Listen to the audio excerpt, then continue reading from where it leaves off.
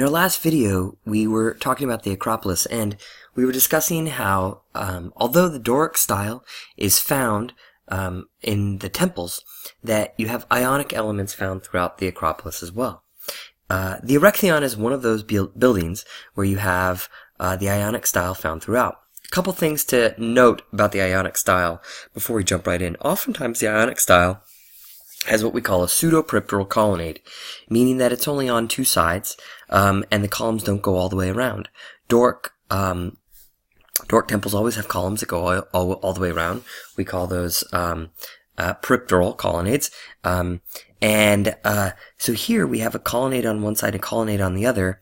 And if you just sort of like forget that these exist, you can kind of see this as a sort of clear temple with a pediment here in the Ionic style with a sort of sheer wall going down one side. And on this side you would have had the entrance. Here you had these really sort of like interesting windows. And it's just a really unique style. It's sitting up on a base, which and it only really has one access point, which is through this side over here, compared to the Parthenon. The Parthenon, it has steps going all the way around it. You can walk in and through the colonnade at any point, but this is not that building. And again, if we sort of explore the building here, this building really does have three different important parts, and those three parts are obviously the central element here, and then these two side parts that stick off on this side and this side.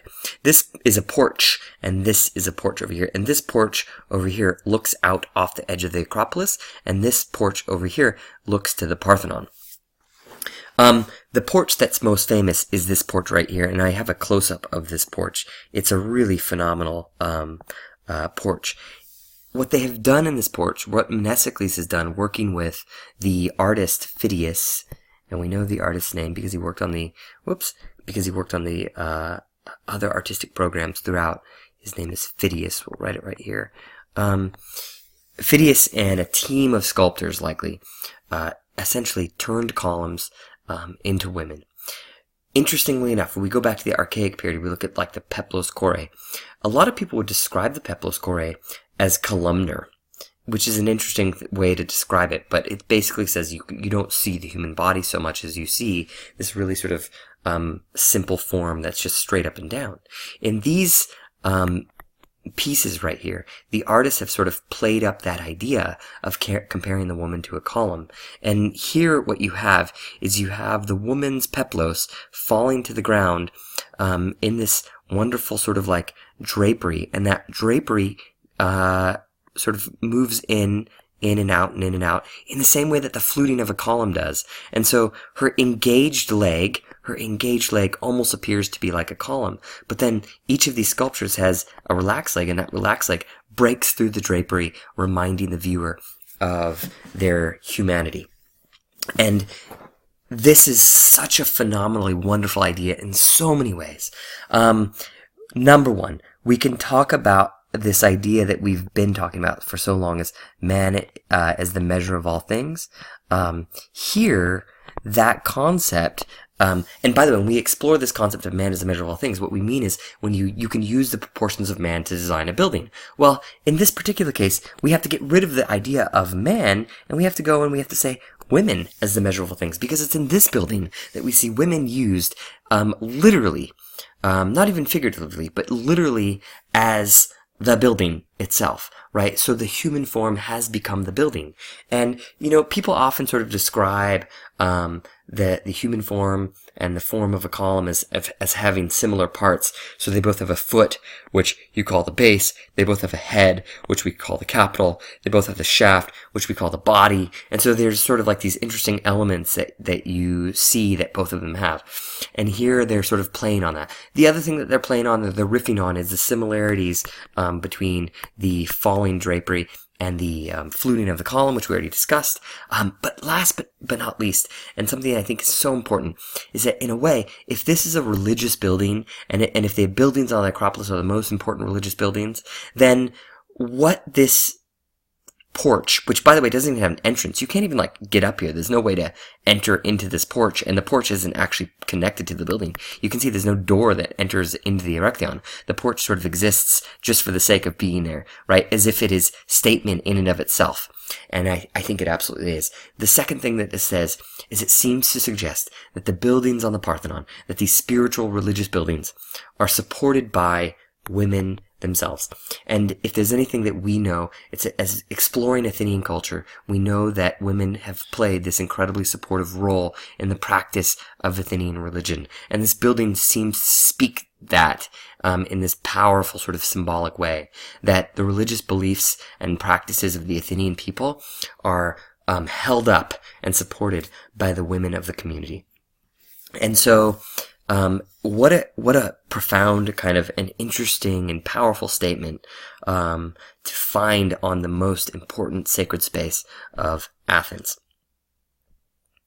All right, so those are the two buildings that were built by Mnesicles. We're going to jump over to this building here. This building was designed by Callicrates. Remember, Callicrates was one of the architects who worked on the Parthenon and is most closely associated with the Ionic style and the Ionic elements that we find in the Parthenon. And in this building, he gets to really, this building is very much a showcase of the pure Ionic temple, not as it stands under the work of Mnesicles, which, you know, he was working to kind of fulfill so many different masters and in building all these different buildings that have different purposes and things like that. This is the showcase of the Ionic style as a clear temple. And it's got that colonnade, which we talked about, existing on two sides with a wall in between. Sometimes this style is called the treasury style. In fact, a small little perfectly square building with a colonnade on either side is often called the treasury style or treasury style building. This in the traditional Ionic style has volutes in the colonnade or in the columns, and then a continuous band of decoration, which we call a frieze, and that frieze would have had sculpture going all the way around it. You can tell that there's sort of two tones going on here, which I should just mention that the different photos that I've shown, at some points you'll see this building entirely covered in framing and scaffolding, and at other times you see it like this. And that's because about 10 years ago they began this reconstruction project where they were trying to figure out exactly what was the original marble that was from, you know, the Parthenon, and what had been tried or attempted to be restored over the last 200 years and by various people at different times. So if I remember correctly, it's kind of hard to tell, but I think this darker stone is the original marble. Now, I don't know how much of the frieze is the original, but the frieze is actually one of the things that I want to talk about. I want to make a quick comparison really quickly before we leave this and we talk about the frieze, which is to say that later on in the Hellenistic era, we're going to talk about another type of Nike, which is the Nike of Samothrace. And the Nike of Samothrace is this just absolutely gorgeous, it's going to cut me off right there, Samothrace. It's this absolutely gorgeous statue that was found in Samothrace, and it's a portrait of Nike, and she is, her head is missing, her arms are missing, but she's got these phenomenal wings that seem to catch the breeze, and she seems to sort of float off the tip of the prow of a boat, the very tip of a boat, as if you can't really tell if she's landing or if she's floating off. But people have often, or maybe I at least have often, made the comparison between this building and that sculpture because of the way it literally sits on the very edge of the steep cliff of the Acropolis, as if it's on the verge of leaping into the air and celebrating victory, right? This is a temple that is perhaps most closely associated with the victory of the Persian Wars, and is a celebration of Athena's patronage and Athena's will and Athena's decision in some way, shape, or form to choose the Athenians to defeat the Persians. And in this way, this wonderful, light, feminine building that seems to sort of sit on the edge of the Acropolis, where you can see it from any angle. It's one of the buildings where when you're sitting in the Agora, when you look up to the Acropolis, you can see this building sort of sitting in there, reminding you of victory.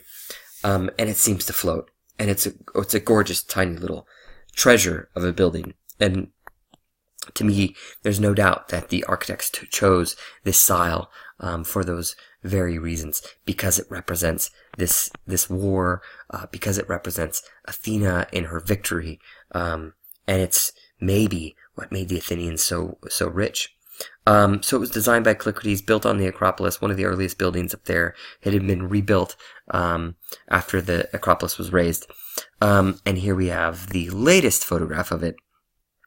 All of this up here, I think, has been taken down and put into a museum because it slowly erodes over time. This is one piece that's found in the museum, and I don't intend to talk a great deal about sculpture, but I think that when you look at this piece, you recognize that even on the buildings in the Parthenon, that the Greek sculptors continue to challenge accepted traditions. They're challenging traditions. They're challenging traditional gender roles. They're challenging the idea of what is accepted and what is not accepted. And the way in which they're doing here is they're using the personification of Nike, or Nike. You can tell it's Nike because she has the wings, right? She reaches down to her sandal, we think probably to tie it. But as she does that, as in the Niobe, her peplos slips off her shoulder. But it doesn't reveal her body. It doesn't have to reveal her body, because the drapery that she's wearing, the peplos that she's wearing, is so thin and so light. It's a filmy, almost kind of drapery that clings to her body and reveals the body underneath. We call that decision by the sculptor something called wet drapery, and it's one of the earliest ways in which the artists on the Acropolis challenged these ideas of what beauty was, of what beauty could look like, of the role of women. And clearly, here's someone who's celebrating Nike, celebrating Athena, but also is suggesting to us in some way, shape, or form that this is beauty. And remember, just like when we studied the Doryphorus, beauty is associated with truth, beauty is associated with philosophy, beauty is associated with these Platonic notions of the absolute and the highest forms. And so for them to sort of create this body, on the one hand, some people might incorrectly assume that it's in some way sexual, but the reality is that for them, this is this deep and profound ideas of truth and philosophical truth and the highest truth, and the beauty of the body definitely to the Athenian mind would represent perfection, would represent the ideal, would represent the goddess. And so capturing those things is capturing God in some way, shape, or form. All right, those are the other buildings on the Acropolis. We're now going to be moving on to the Parthenon. I'm going to do it in a separate video. So I hope you enjoyed, and I hope you look forward to finding out more about the buildings on the Acropolis.